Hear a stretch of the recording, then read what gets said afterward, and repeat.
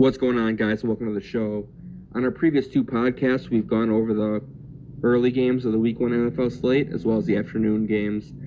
There's been a ton of new injury information coming out, as well as just news in general. So instead of going through that individually, Jake and I are just going to go through this entire slate, game by game, to get you ready to build your lineups for Week 1. On our next podcast is when we're going to start to go through the turbos and the main and construct the lineups with you guys to show you what we're looking at. But for this podcast, we're going to go read back and go through all these games and let you know how news affects everybody and what it's going to do for DFS purposes. So before we get started with that, I want to invite you guys all to my Facebook group called the DFS Shark Hunters. It's going to be where I'm going to be posting my player pool, my lineups for the main slates, all the turbo slates, some showdowns, so free lineups. Like it's my player pool, my customized chart. It's going to be for just $50 for the entire NFL season. And if you subscribe with me now, between now and Week 1, I'll also throw in my college football player pool. I started with last Saturday when the small 2-game slate, and I hit 5 times my buy-in with my player pool. So I'm willing to throw that out there too. Just if you guys are bored on Saturdays and want to throw some money around, I mean, free money is free money. So there's no way to go wrong when it comes to that. So like I said, if you're interested at all, $50 for the entire NFL season to get all that stuff, all you got to do is just email me at mikealby1524@gmail.com, and my email will also be posted in the description. I know I've got a large handful of people already emailing me and already have their spots reserved for this season, so I don't want you to miss out. And like I said, I'm giving you my free college football player pool along with the entire works for the NFL. So it's a real good deal, only $50 for the entire season, so don't miss out on that. But with that all being said, though, is Jake and I will start to break down the Week 1 NFL slate, starting with the Rams going to Carolina. And I'm going to have Jake start this one off and tell us what he likes about this first game. This first game is probably one of my favorite games of the slate. I like a game stack of this. I have a couple lines stacking either team, but I'm gonna start out with the Rams. I basically like just about everybody on their roster. I love Cooks and Woods. I think they're gonna hit great value on this first slate. Especially, I believe this game is going to be a shootout, so I expect big things from them. Now, when you say we have a shootout, last year with my customized chart, how the Rams charted out on that is they were red in the medium and small point totals, but they were basically green across the board in high point totals. 7 of them, they hit 7 times 3x value with their number ones and their secondary options. And they hit green 6 times with their quarterbacks, so everyone in this team is in play for high point scorers, for high point scoring games, and this is exactly what this game is going to be, is a high point scoring game. So, like Jake just said, the receivers are in play and Jared Goff, and if you're looking for a GPP dart, there's no reason why you shouldn't play Todd Gurley. People are saying that the knee is just fine. Obviously, he's going to be on a snap count, but he's had no limitations his entire preseason. He still has the potential to get his 3 touchdown games, and he's going to be very, very low owned, especially Week 1, because no one knows what's going on with Todd Gurley. So I strongly encourage you, if you're maxing out a tournament, throw Todd Gurley in 1 or 2, because, like I said, it's the unknown, and he's got a crazy high ceiling. So if you're looking just to stack the Rams side of the ball or a game stack, I know Jake's going to. We're going to be throwing Todd Gurley in a line or 2, but I'll let Jake get back to what he was saying. Well, even if Gurley doesn't get his regular touches that he has been in the past, I believe he is going to be the red zone, the goal line back. So I think he's definitely going to be getting those touches in the red zone. So I don't think it's going to be uncommon for him to be getting a touchdown or 2. I don't know that, Jake, but the Rams should have plenty of opportunity in that red zone against the Panthers. If it's going to be a high-scoring game, they're going to be inside that 20 plenty of times which is going to get plenty of times for Todd Gurley to get a dump off and take it or a handoff. He's going to have opportunity to get in the end zone, and I can guarantee you that they'd rather use Todd Gurley in the red zone than Todd Gurley at their own 20 when they start the drive. So Todd Gurley's time to shine is going to be in the red zone. I completely agree. Henderson hasn't had a great preseason, so I don't think they're going to feel comfortable throwing him out there week 1. So I think Gurley gets most of the reps really here at the running back position. Other than that, I think Kupp being back is going to open up the rest of the field for Woods and Cooks. So if we like Woods and Cooks, I'm going to throw Jared Goff in there as my quarterback just because Woods and Cooks, we believe, are going to have great games. So that means Jared Goff is obviously going to be throwing to him. He's going to have a great game. Now I'm going to go to Mike for the Carolina side of the ball. Now, before I get to Carolina, just a little bit about that. The 3 receivers just all having potential. They'll have great games. If you don't want to roll the dice and try to pick the one that's going to have the highest score, it's not a terrible idea just to take Goff naked and just play Goff, because if Cooks gets a touchdown, Kupp gets 2, Cooks gets 100 yards, and whatever, it's going to go through Goff, so it's not a terrible idea to just play Goff by himself and then just go from there. But like I said, I'm going to have a decent handful of lineups starting with pieces of this Rams offense as well as game stacks, which I'm going to talk to you about the Carolina side of the ball now. So, obviously, Cam Newton left the last game early with his, what they say, a foot contusion, a sprained foot, I believe it was. But there's no reason for him. He's going to be fine by week 1. They were very overly cautious with him. He would have been able to play through the game as a regular season game, so there's no reason for him to be limited or anything. He's just going to be Cam Newton coming back week 1, so just don't even put that in the back of your mind. I believe they already said he's back to practicing, so he's definitely going to be back week 1. Which makes me like this game even more, being a shootout. With that being said, my favorite high-priced player this week, above 9,000, or not 9,000, but around that range, because Christian McCaffrey's only 8.8, is Christian McCaffrey. he's one of the best, if not the best, pass-catching running backs in the league, as well as a really good running back in general. And with his high-scoring game, he's going to be able to get his share. Now, how the Panthers did last year in high-scoring games is only one time did the number 1 receiver hit 3x value, which is DJ Moore. And then 4 times they had their secondary options hit, but 6 times, which is the most in the entire offense, hit 3x value, which is Christian McCaffrey. So in high-scoring games, it's Christian McCaffrey games. So if this game's going to be high-scoring, like I assume it's going to be, it's going to be Christian McCaffrey leading the charge. And then about those receivers, they're both very, very nicely priced. DJ Moore is at 5.5. I don't think I'm going to play him as much, just because the chart shows that when they shoot out, DJ Moore, the number 1 receiver for the Panthers, doesn't get involved too much as they would in a lower scoring game, because in the lower scoring games, their number 1's involved more than their number 2's. So I'm going to look more to Curtis Samuel, and he is dirt cheap at 4,200. He's going to be a core play in a lot of my lineups. I have no issues rossing a $4,200 player in a shootout where, when it shoots out, that offensive team looks to their number 2 option more than their 1. And you can't forget who's healthy this year is Greg Olsen, and he's also a secondary option, and he's even cheaper.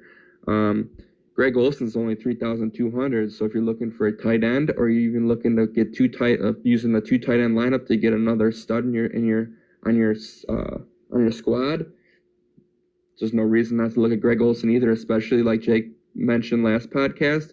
Greg Olsen's their biggest body on offense. We're going to have a lot of red zone opportunities. That means Greg Olsen's going to have a lot of opportunities to catch the ball. And at 3,200, all he needs to do is catch one touchdown is all he needs to hit his value, because it's going to come with a catch. It's going to come with probably, he's not going to catch just one ball this game, so all he needs is just one touchdown, and he already hit your 3x value. And that's a very, very low floor, and I love that at 3,200. And then with just Cam Newton, you can never count him out because of his rushing abilities, as well as he's starting to be able to pass the ball real well. I know last year was one of, I think, if not the best passing passing season of his career. So this year he's going to pick up where he left off. I know when he's healthy, he's a top 5 fantasy quarterback for season long. So when he's on the field, he's going to give you numbers. So like me and Jake both stated that we're both going to be starting almost all of our lineups with one side of this ball or just a game stack. So be excited about this game. Next game, Jake, we're going to talk about Tennessee going into Cleveland, playing the Browns. Jake, what do you think about this game? Oh, boy. I'm going to take the Tennessee side of the ball. I'm not excited about this at all. I don't like the Tennessee offense this year. We're not sure if even Mariota's going to play the whole season as a starting quarterback, so I'd watch out for that. Probably the only plays I really like out of this are really Delaney Walker. I think is going to get the majority of the targets. Corey Davis hasn't gotten much. He's been disappointing since he came into the season.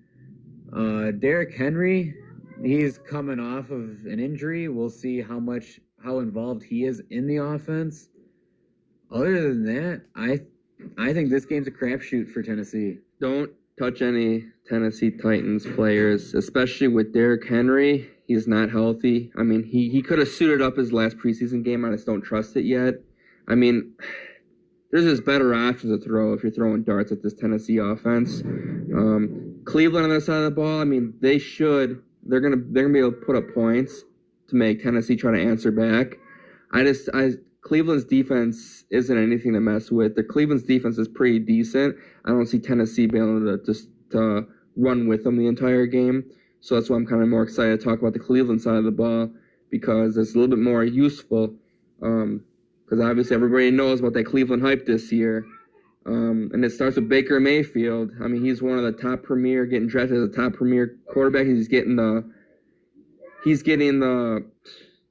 comparing him to Patrick Mahomes. Is he going to throw Patrick Mahomes numbers? He's not going to, but he's got the players around him to be able to help you out week in and week out. And he's got Odell Beckham. He's got Nick Chubb. He's got Jarvis Landry, Njoku, which is also an issue. You're going to play Russian roulette week in and week out on who you want to play. I probably won't. What I'm going to do a lot with this Cleveland offense is use them for one-offs and hope that I get the right player. But for this game, with them playing Tennessee, it's going to be a low-scoring game, and how they played last year against Cleveland, or not against Cleveland, is last year Cleveland in low-scoring games, how they fared for my customized chart is the number one player to go off in low-scoring games, their number one receiver, which last year was obviously Jarvis Landry, but this year's Odell Beckham, which in correlation, the Giants last year, that was also, well, that was their second player to do well. Obviously, after Saquon Barkley was Odell. So that'll translate right into the Cleveland offense. So Odell, I have no issues at all rostering him because he correlates in my chart. Twice they've hit 3x value to their secondary options, but there's just too many in Cleveland for me right now to pick with Njoku and Jarvis Landry. As well as, I mean, if you want to play Rashard Higgins too in that mix. But like I said, they're playing Tennessee. There's going to be no reason for them to ball out the entire game, so it's going to be pretty conservative. And then twice they've hit 3x value with their running back, which is Chubb, which I'm going to bump that up this year because Chubb's coming out fire this year, so I don't mind using Chubb at all either. And then Baker Mayfield was also in the yellow for a quarterback, hitting 3x value 3 times, so I don't mind at all using Baker. But just in general with this game, this is going to be one-offs for me. I'm not going to play either side of the ball as a stack. And I'll be maxing out tournaments, and I'll probably use a small handful. I'll use some Odell. I'll use a couple of Chubb, and I'll use a 1 or 2 Baker. But I'm not going to go too wild because there's more games we're going to get to that I like more, which Jake will talk to you about for the third game, which is going to be the Chiefs going into Jacksonville, and we'll have Jake tell you what he thinks about that. Oh, now what isn't there to like about this Chiefs offense? Tyreek Hill has, as you guys know, he's not suspended, so he's back in it with Travis Kelce and Patrick Mahomes. The one play I'm not liking from this, and I think he's way overhyped, is Damian Williams. I believe he is losing his job sometime this season to Thompson, the rookie. So I would I'm not on him at all this year, including this game. I'm watching Hill and Kelsey. Now I know they're especially at Damian, especially at his price at 6'3". There's tons. There's more running backs I'd rather take than him. I know Hill and Kelsey are priced up, but I like them a lot this game, along with Sammy Watkins, the number 3 receiver, because let's be real, Kelsey is really the number 1 or 2 behind Hill. And then I like Patrick Mahomes, but he's obviously going to be the top price quarterback. So if you're looking to pay up for a spot, I definitely look at the Kansas City stack. Right, because if you can get some 2 or 3 value plays, or talking Curtis Samuel, Greg Olsen, if you get 2 or 3 of those 4K and under players, there's a very, very good chance Patrick Mahomes is the number 1 scoring quarterback on the slate. Whether it translates to his price point, making it worth it, I mean, that's to be decided, but he has a very good chance of getting the most points on the slate for quarterbacks. So if you can hit on your value, you could make some pretty good money with Mahomes playing as your quarterback. That's really like all I like about Kansas City. Like I said, Damian Williams, I am definitely staying away from, especially at his price point at 6'3". I'm just not taking that value at all. Mm-hmm. Now let me talk about this Jacksonville side, because they're not going to let Kansas City shoot out like they want to. Because, for one, their defense isn't terrible, so it's going to keep Kansas City's not going to be able to walk up and down the field like they normally do. I'm not saying they're going to be a good defense, but they're not going to be Tampa Bay. You know what I mean? So, but the only thing that sucks about that is I don't like Jacksonville's offense. I mean, Nick Foles is coming in, Big Dick Nick. You know, he's not in the Super Bowl right now, so there's no reason for him just to snap. Earlier, I liked Jeff Swaim, but right now he's injured. He's battling a foot injury. He's limited at practice. He's really, really cheap. He's 2.7. I believe 2.9. 2.9. So keep an eye on that. If he's healthy and he's been practicing fully the week prior, I have no problems rolling him out. But the only person on this Jacksonville side of the ball that I want to play is going to be Leonard Fournette. And he's cheaper than Damian Williams. He's only $6,100, and he's very underrated as far as his pass catching. He's one of the better pass catching running backs in the NFL.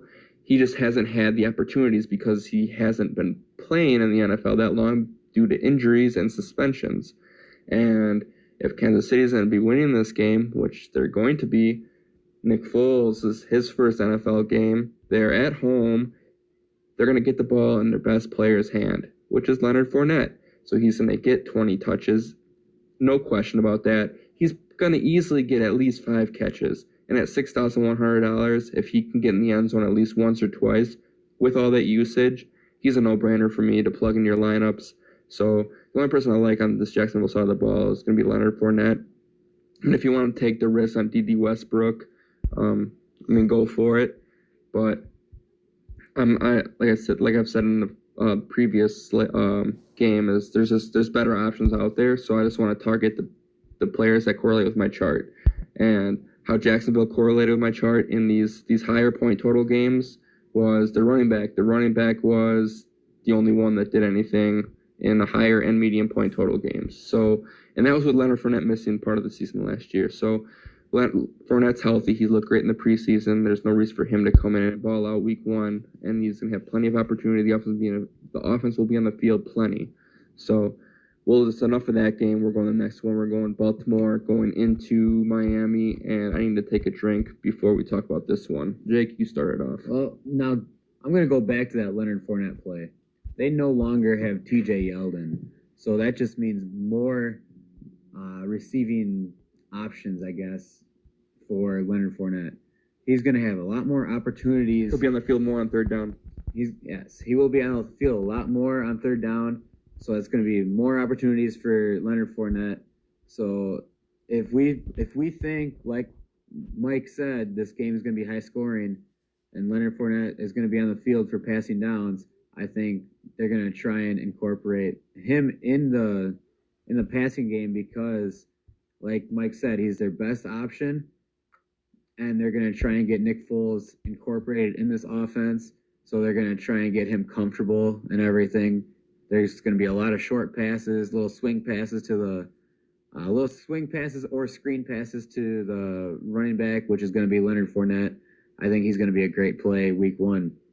Especially that usage. I mean, you got to think, you're going to talk about usage to someone's salary. I mean, if he was priced up like a Christian McCaffrey or a Zeke, Saquon, any of those guys, I mean, okay, I could see not playing him. But he's praised. At 6'1", you can't go wrong playing him with that kind of usage. He's got so much upside in this game, it's ridiculous. And there's no... play him. Just play him and thank me later. Let's go to the next game. All right. Well, this next game, I think, is a crapshoot. I mean, Baltimore is a run-first offense, and at 5-1, I love Mark Ingram because they're gonna run. You know, that's what the Baltimore offense does. So he's gonna get quite a bit of touches. Lamar Jackson, as you know from last year, he likes to run the ball, but they have been focusing this year on him passing in the preseason and in the training camp. And he even got praise from Aaron Rodgers. So I think that speaks pretty highly of what he's done in the offseason. I think this year is going to be a big year for him. Whether or not you choose to play him, and I believe he's 6,000. I'm personally not touching him, but I think he might be a good play here against the Miami defense, which isn't that great. But other than that, I don't really like any plays on the Baltimore side. I don't like any wide receiver until they show who is actually going to be their number one target, who's going to be their number one wide receiver. It's a lot of new faces in Baltimore. So let's see what they can do week 1 and go from there. Like Jake said, the two players he highlighted, Lamar Jackson and Mark Ingram, I agree. I like both the plays. Lamar Jackson a little bit pricey. I mean, there's quarterbacks around his price range, especially under, that have higher upside. But if you're going down that road and you're looking at both Ingram and Lamar Jackson, don't play them both together, because if Mark Ingram goes off, it's because he's getting rushing touchdowns. If Lamar Jackson goes off, it's because he's getting rushing touchdowns. They're both not going to score 2 rushing touchdowns each. So just pick one or the other, leaning more towards Mark Ingram just because they're a run-first offense, so he's going to get his 20 carries. And first game in Baltimore. On the other side of the ball, Miami, I'm going to go ahead and just say next, and we're going to get right into the next game. Next game is going to be Atlanta going into Minnesota, and this is my second favorite game on the slate. My first favorite game, like we talked about earlier, was the first one. It was the Rams and the Panthers, but this one is also a close second. It's also going to be a shootout. My chart correlates it to be that way, and I'll just talk about this Atlanta side of the ball. So I'm just going to talk about my chart real quick on how Atlanta did last year. So in low and medium point total games, they were all in the red. They didn't have very many people go off in those games because there wasn't very many times they were in those situations. But in higher point total games, 5 times they had their Julio go 3x value, and then 8 times their secondary options went 3x value. Only 1 time a running back hit 3x value, and 5 times Matt Ryan hit 3x value. So what does that tell you? That tells you that Calvin Ridley and Austin Hooper are going to have a great game, as well as your GPP favorite target, Mohamed Sanu. You look at his game logs, and he plays way, way better than his price tag. So if you're looking to just throw another dart, play Sanu. Let me quick go over what Sanu did last year, just a few highlighted games. So Sanu's game log, he was $3,600. He got 20.1 points. $3,800, 15.6 points. $4,300, 11.7. So Mohamed Sanu, he plays in high point total games, and he's very, very nicely priced. Unfortunately for this game, He's $4,600, which is kind of pricey, so I don't think I'm gonna go there very much, because for $500 more, you can get Calvin Ridley, and Calvin Ridley is a beast. He's gonna be, him and Curtis Samuel are gonna be my highest. They're gonna be played the most out of receivers in my lineups. I love Calvin Ridley this week. I love Austin Hooper. I think he's 3,100. He is 3,200. I love Austin Hooper and Calvin Ridley a lot. Playing in Minnesota, they're in a dome. Matt Ryan, I'll play Matt Ryan. I'll tell you that. I love this Atlanta offense, and then obviously you can't go wrong with Julio. I mean, he's matchup proof. So if you have the salary at flex, $8,000, 8.1, play Julio.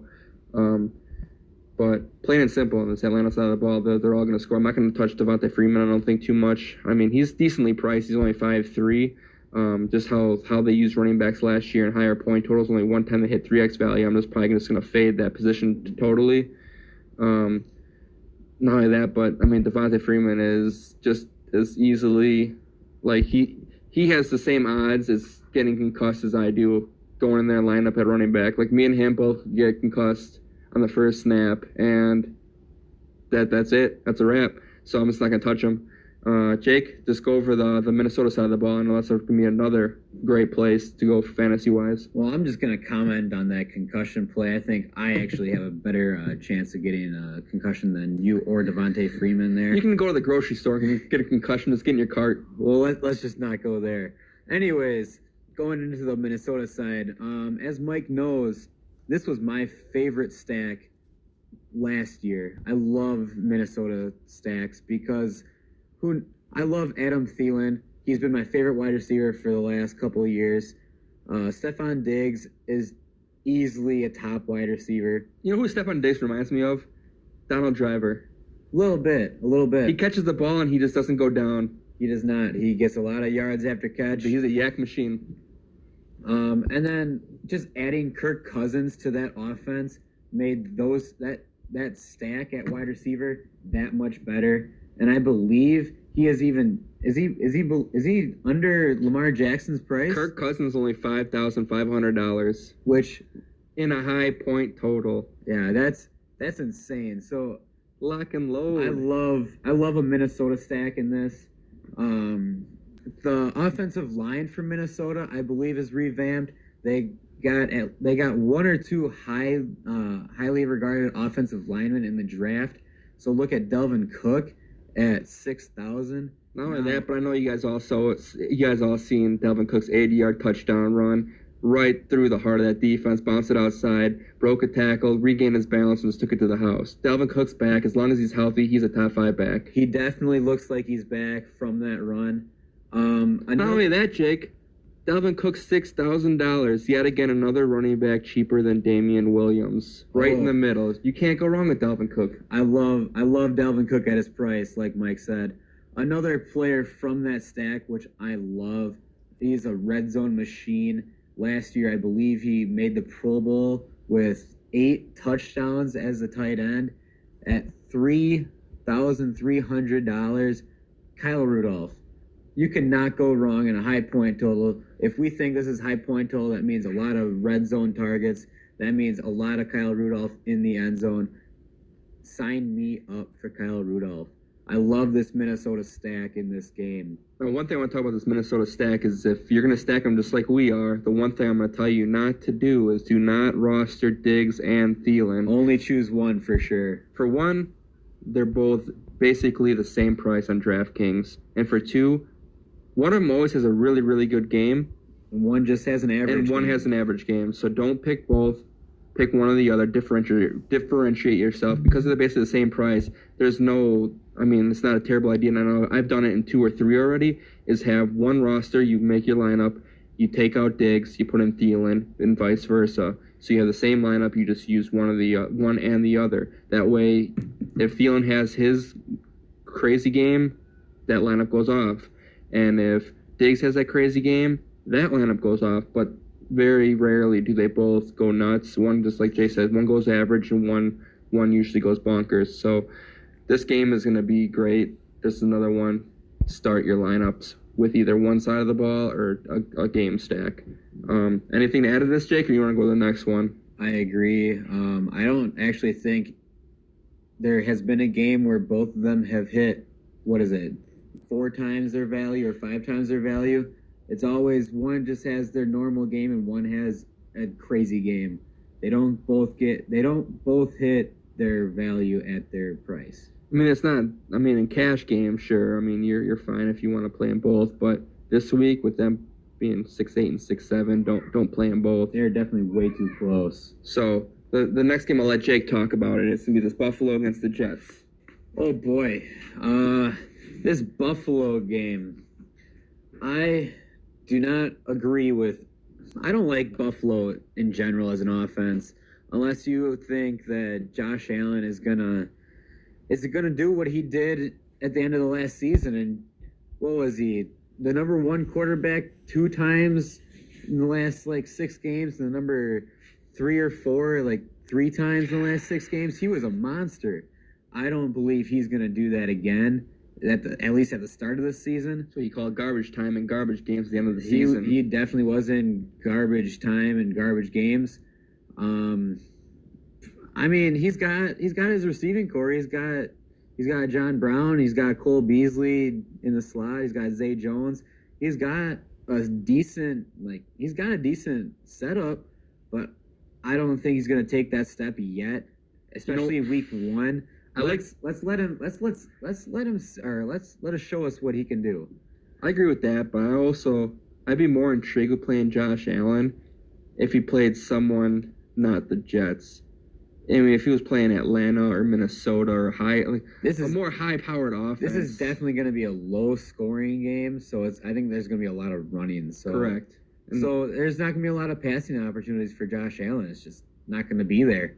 If you want to play him, I mean, I could see the upside of his rushing, but you also got to play these players in the correct matchup, and I just don't think them going into New York playing the Jets is going to be the right matchup for Josh Allen to do what he needs to do.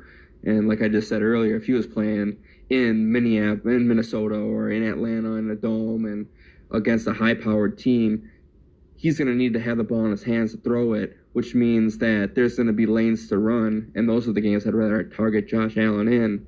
And I also do think that the coaching staff did make it clear. I don't know if you guys watched Josh Allen towards the end of last season, but he was running like a fullback. He didn't care about nothing. He put his shoulder down. He put his head down. He just ran. And I can guarantee you this year that he's going to be told that you're going to be here for the entire season.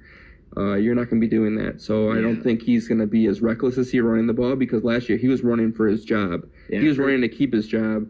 For sure, he's not going to do that if they expect him to be there all season. If he plays like that all season, he's going to be like Cam Newton. He's going to get injured all the time. Mm-hmm. So on this Jets side of the ball, it's Le'Veon Bell's first game in, and this is not the game. I don't like Le'Veon in this offense. Adam Gase hates him. The GM got fired because of him. He's priced up. He's priced way up. I'll take a different running back for just as high as upside. And Dalvin Cook. Right, exactly, Dalvin Cook. Chris Carson, who we're getting to later. But there's just plenty of different options. Obviously, Le'Veon Bell's got the upside of catching passes, but right now the Jets are healthy. They have healthy receivers. Robbie Anderson's viable as a WR1. I have no problems playing him. Sure. I love Robbie Anderson. He's at a good price. I think he's $5,200. I have no issues playing him. Last year in low-scoring games for the Jets, their number 1 receiver was their highest targeted player for 3x value. I think he's not only a deep threat this year, he's going to show a lot more this year. He's taking a big step. He's going to be a lot more over the middle.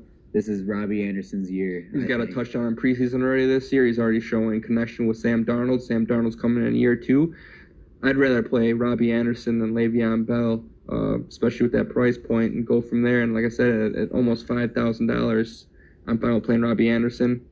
Like I said, I'm only going one-offs with this game. There's no way I'm stacking it.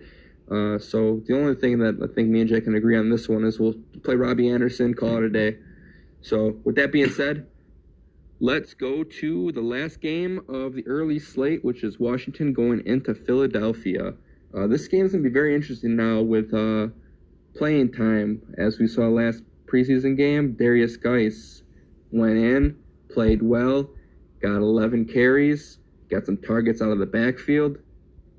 Looks like he's going to be ready for week 1, so I'm going to bump Adrian Peterson right down and kind of keep my eye out for Darius Geis, especially at $4,400. Oh, yeah. He's going to have the upside of getting 18 to 20 carries a game. He's going to get a small handful of targets out of the backfield, but like I said, at $4,400, you can't go wrong, especially in a low-scoring game. And now what makes me very intrigued about that is in low-scoring games last year for Washington, twice has their number 1 receiver hit 3x value, 0 times their secondary options, 0 times their quarterback. Their most player, the number 1 position that went 3x value for Washington in low-scoring games last year was their running back. Darius Geis is going to come in. He's going to come in with the purpose. It's a rivalry game. When Geis was on the field, he looked good last year. He's injury-prone, but he's healthy now. It looks like he's healthy. At $4,400, I don't mind at all using him as a flex option. He's going to be able to get carries in a low-scoring game. So for me personally, for this Washington side of the ball, I know previously we talked about Vernon Davis. He got concussion. And so did the last Jordan Reed. That's what I meant, not Vernon Davis. Jordan Reed got concussion, and they're saying that might be career ending, career threatening because of, I think it's the 7th one. So we don't even know his week 1 status right now. So keep a very close eye on that because we both did like Jordan Reed. But right now with Geis, looks like he's healthy and ready to roll. At $4,400, his price is only going to go up from here. So there's no reason to jump on the wagon now and play him in your flex. But I'll let Jake get to this the Eagles side of the ball. Well, as Mike said, Darius Geis is their best option. But even though our chart shows he's their best option, I'm going to be hesitant to play him week 1. Everyone's playing into the hype of Darius Geis. Now, I'm going to make him show me what he's capable of. He looked very good his first week, and then he got injured he got injured, I believe, in his first game. Mm-hmm. Now let's see what he's actually capable of. 4.4 is a very good price for him. That's the thing when it comes to that. I mean, I'll throw him in a few. I wouldn't throw him in a lot. I mean, like Mike said, he's definitely a flex play, but don't put him in a lot. I think he still has yet to prove what he's capable of. Right, and if he was 5'5", it's a different story. I mean, you got this guy coming in at a straight RB1 price at almost $6,000. I'm not going to roll the dice, but when you're at 4.4, there's no reason to take the gamble on that because that's an easy gamble to make because roll the dice if you're maxing out a tournament. Absolutely, I wouldn't. He's if you're definitely not a single entry play or even cash game play. If you're playing a single or a 3 max entry, don't play Darius Geis. But me and Jake both, we max out tournaments, and those are the plays that we like because they're low owned. I'll definitely throw Darius Geis in 4 or 5 tournament. Like it's a $3 or 20 max. I'll definitely throw him in 4 or 5 lines just to see what he's capable of. But anyways, onto the other side of the ball, we got Carson Wentz, who is actually going to be healthy for week 1 for once. So that's exciting. Makes me like Zach Ertz a lot. He likes to throw the ball to Zach Ertz at 6'1". I don't think it's very. Actually, I think you should definitely look at doing week 1 2 tight end lineups with Zach Ertz. We've already shown you a couple tight ends like to look at, especially Austin Hooper or Kyle Rudolph. Throw Zach Ertz in there for sure. Other than that, how the chart correlated last year with the Eagles. 4 times their number 1 receiver hit 3x value, which was almost green. Only 1 time their secondary option, 0 times running back, only 1 time quarterback. Who's their number 1 option, number 1 receiver in Philadelphia? It's going to be Zach Ertz. For sure, yeah. So he's going to get his own this week 1. And right now, Goddard's hurt. He's nursing his ankle. He's definitely going to eat week 1. like Jake just said, I have no issues at all running a 2 tight end lineup with Zach Ertz leading the way, with Greg Olsen, Austin Hooper, Jeff Swaim, whoever. Like we've given you some pretty good tight ends in good spots, but Zach Ertz, Kyle Rudolph, yep, these high point total games, but this low point total game points to Zach Ertz. And if you really look at the Philadelphia, how they did last year is the low and medium point total games. The number one option on the Eagles offense last year was the number one receiver, which was Zach Ertz. But once they got into the high point totals, the number one option was the number one play on the Eagles was their secondary option, which is not Zach Ertz. So Zach Ertz really thrives in these lower point total games. So I really like Ertz. Now the play that I seem to keep coming to is Jordan Howard at 4,200. I really think that the Eagles are going to be in the red zone a lot, and I think Jordan Howard is going to be their goal line running back.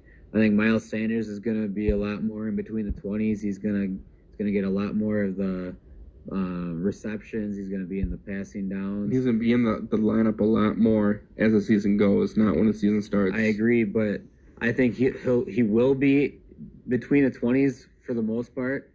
He's not a goal line back, in my opinion. So I believe Jordan Howard's going to get those touches. So I like to throw him in as a dart for week 1. We don't know what his role is actually going to be, but we don't know what the role of Miles Sanders is going to be either. So I like his price at 4.2, especially with his upside. Especially since he's healthy. Like we were just talking about Darius Geis. He's 4.4 because he was hurt. Yeah, Jordan Howard. What's wrong with Jordan Howard? He's on a new team.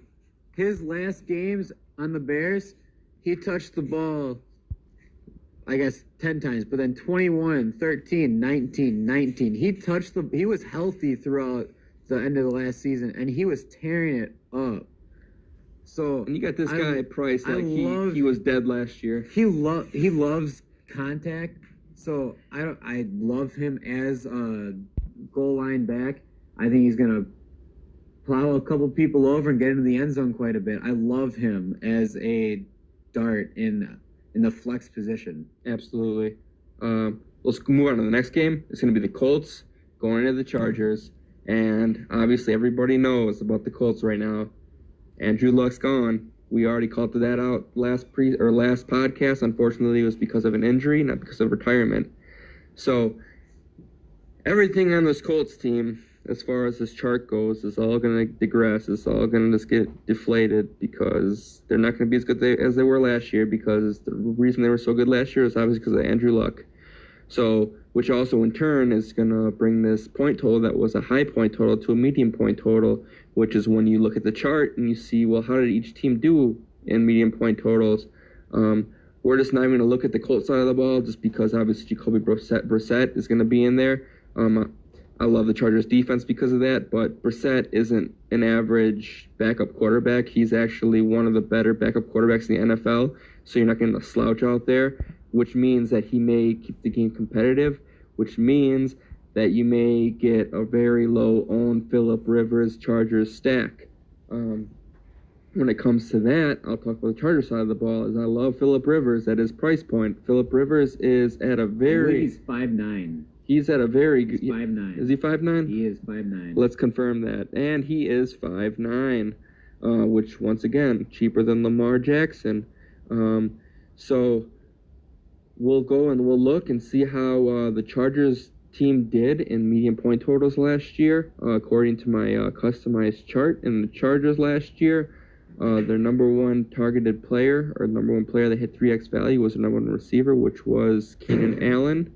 And with Melvin Gordon out, which that means that usage is going to go somewhere. And if they already had their number one player be Keenan Allen last year, he's going to have a great game. So I love Keenan Allen and Phillip Rivers stack. I mean, you could use Mike Williams if you'd want, but if you're just looking at my chart, I don't think the Chargers are going to put up too many points. So I think that it's going to be Keenan Allen and Phillip Rivers. Like they're both going to have great games. I don't think I'll use Phillip Rivers too much, but I will be using Keenan Allen in a lot. I know when Keenan Allen played the Broncos week 1, I think it was 2 years ago, he had 18 receptions. He's got such a high ceiling, and he's only 7,300, so he's not even priced up with the number ones in the league. So just get Keenan Allen. He's gonna make his value because they obviously have no Melvin Gordon. They're not gonna run the ball with Eckler and Jackson because Jackson's just not a good running back. I don't see them moving the ball in the field with Jackson running the ball. Austin Eckler's more of a pass-catching back. So, like I just said, just play Keenan Allen. That's my favorite play out of this offense. Jake, do you have anybody on this Colts side of the ball? Actually, I do like somebody on the Colts side of the ball. I love Marlon Mack, actually. Now, with Andrew Luck being... Obviously, he just retired, so it brings down Mac's value a little bit, but they revamped that whole offensive line. So that's one of the best offensive lines in the league. So Marlon Mack, I believe, is going to be I think he's going to be a good play, whether it is running the ball or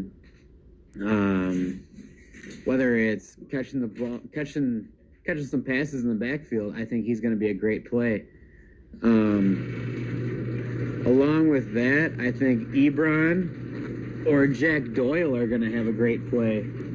I think they're going to, because Luck's out and Jacoby Brissett's going to be running the offense, I think he is going to.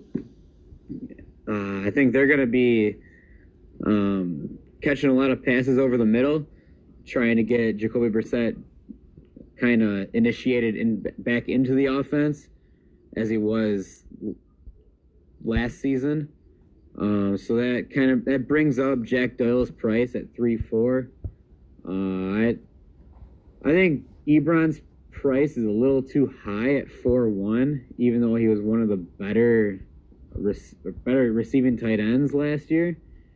I don't see him, since Doyle's healthy, I don't see him catching as many touchdowns. So let's go into the Cincinnati Seahawks side of their game. This is one of my favorite games of the slate, or the whole NFL Week 1 season, I guess. I like both sides of the ball, actually. Joe Mixon, Tyler Boyd are probably my favorite plays of this game, along with a little bit of Chris Carson.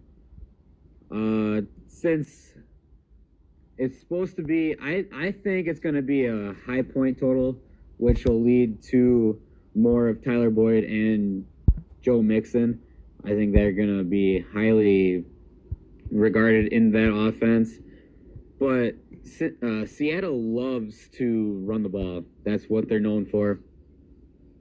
They are definitely a run-heavy offense, so it's not unheard of for Chris Carson to get 20 to 25 touches a game.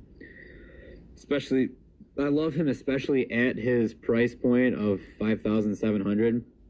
He is going to be a great play. Towards the end of the season, he was getting upwards of 20 carries a game, and that contributed to 100-plus yards and a touchdown in almost every game since Week 15. So I'd like to look at them and say they're going to keep doing that. They're going to keep going with what's working. Chris Carson, as Mike has pointed out towards the end of or in the last few podcasts, he's pointed out Chris Carson is above and beyond what Rashard Penny has been this preseason. So I like to look at him as the lead back, and I think he's going to take big steps this season. So I love him at his price point. Tyler Boyd, we obviously know AJ Green is out, so that means he's going to be their number one. He's going to get most of the targets besides Joe Mixon because, who else do they really have at wide receiver? Let's let Mike talk about this game. I've already talked about a little bit of the Seattle and the Cincinnati side of the ball. Let's see what he thinks. Oh man, I just got back in, so I'd assume Jay talked about how much he loved Chris Carson. I sure did. So Chris Carson is my very favorite play of the slate. He's $5,700. He's looked fantastic in the preseason. Look at his average yards per carry. The Seahawks have even said that they look to get him more involved in the pass game, which basically says, Rashard Penny, you're sitting down until Chris Carson gets hurt. Through the entire preseason, Chris Carson basically said, Rashard Penny, sit down. He's head and shoulders above him. Seattle Seahawks were the number one rushing team in the NFL last year by yards per carry, by yards per game. The Seattle Seahawks are a 10-point favorite in a high point scoring game. At least what we think is going to be Vegas says it's going to be a medium point scoring game. We both think it's high scoring for sure. The way that my customized chart... They're always in high point total games. The way both teams. Right. The way my customized chart shows it is last year Seattle. I'll go through. I'll show you what we're looking at, why we think that. So last year Seattle... 3 times they were in yellow, 3 times at the number one receiver, I guess, and 4 times with the running back. Seattle's more average in, I believe, high point total. I guess they're more average between high point total and low point total. Right, they're either one or the other. They're not in the medium, so it's either they're going to shoot out or they're going to play in a low point game because of their running game. Agreed.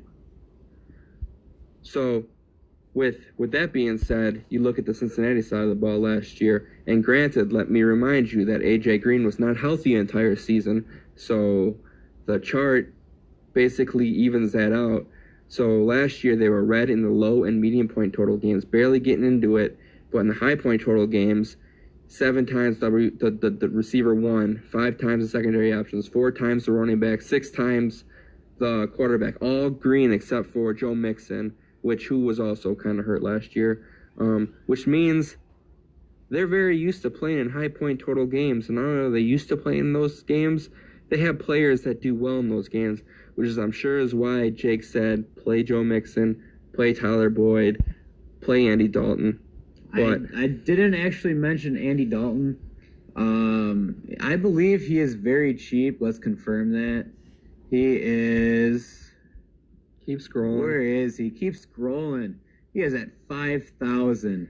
If we think this is a high point total game and we like Tyler Boyd and Joe Mixon in the receiving side of Joe Mixon, let's play all the Andy Dalton we can get. At 5,000, he only has upside. Well, not only that, Jake, but you make a good point about why you wouldn't play Andy Dalton because he's Andy Dalton, right? Like, obviously he's not a great quarterback. He likes to just toss it up. But you know who he has at running back? He has a great receiver at running back in Joe Mixon. Can you see Joe Mixon pass to the 12-yard touchdown pass out of the flat? Of screen passes, right, or swing passes or something like that. Gio Bernard lining up at receiver like he usually does on third down. He has been lining up as receiver, so right. Gio is I would almost put him as a dart play this week. Yeah, I mean, if you want to, how much is Zeke even? Or not Zeke, Gio. Gio is right around 3,000, I believe. 3.2. Gio's got to be at. Oh, he's 4.1. That's kind of pricey for someone that is definitely a little pricey for a dart play. Very might not play much, but he's very touched on the pennant. And he's 4.1. He has definitely been lining up as receiver just to get him on the field. I don't know. He might be a dart play. I wouldn't play him, but I can see why he would make Andy Dalton a better play. I agree. But back to the Seattle side of the ball. So last year, Seattle in high-scoring games, their 8 times, which was the most in their entire offense, went to their number one receiver. 3x value, which is Tyler Lockett. And Tyler Lockett is only $6,000, so that alone is a very good price. Once again, another player that's priced under someone in the Chiefs offense and Damian Williams. And last year, Russell Wilson and Tyler Lockett combined for a perfect passer rating. With that being said, we still have 3 more games on the slate. We only have 30 seconds left in this podcast, so I'm going to go real quick. Detroit and Arizona. Don't play it yet until Kyler Murray shows you what's going on in the offense. The Giants and Dallas. If Zeke's playing, play Zeke. If Zeke's not playing, play Tony Pollard, play Saquon Barkley. But only play Saquon Barkley if you're not playing Christian McCaffrey. In the final game, San Francisco and Tampa Bay. This game's a shootout. Only play players from the Tampa Bay side. Garoppolo looks terrible in preseason. Play Chris Godwin, play Jameis, and then sprinkle in some Mike Evans. Also play some O.J. Howard. And, yeah, O.J. Howard. So this...